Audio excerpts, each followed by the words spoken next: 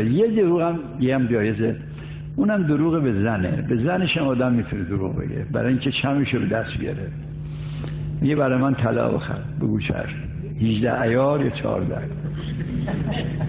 نگو ندارم. بگو میدونستی من طلبم، چرا زن من شدی؟ من که ندارم. چی؟ نگو بده. بگو میخرم. بگو میخرم. فقط دعا کن ان شاءالله یه پولی برس. چرخ همش بگو چرخ. یه پیرن بخر چرخ، چادر بخر چرخ، منو ببر مشهد چرخ، امریکا ببر چرخ، هر هیچ نگو. حالا یه چیز دیگه میخواستم بگم، دم خانم‌ها پشت پرده ناراحت میشن، اونو نگفتم.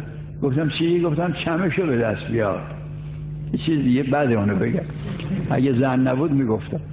بعد زنها چون هستن اون نمیگم بده. برای اینکه چمشو به دست بیاری همه سر شیره به مال. هی دروغ بگو، هی دروغ. حالا اونم نمیدونه شما دروغ میگی، خیال میکنه راست میگی، دیگه محبت شما میره تو دل او، دیگه میمیره برات. این همه دروغ گفته. اما بعضی ناشی هن وقتی زن بگیرن همش به زنشون راست میگن. راست که میگی ندارم. مگه بابات کی بود سر آمد؟ ننت کی بود؟ اینقدر ارد میدی؟ مگه چون نمیدونستی من ندارم؟ چرا زن من شدی؟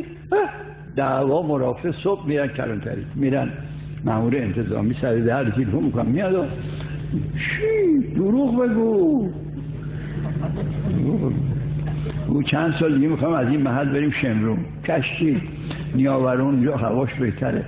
مثلا نمیخوای بری، بگو. شبا هی دروغ بگو تا صبح.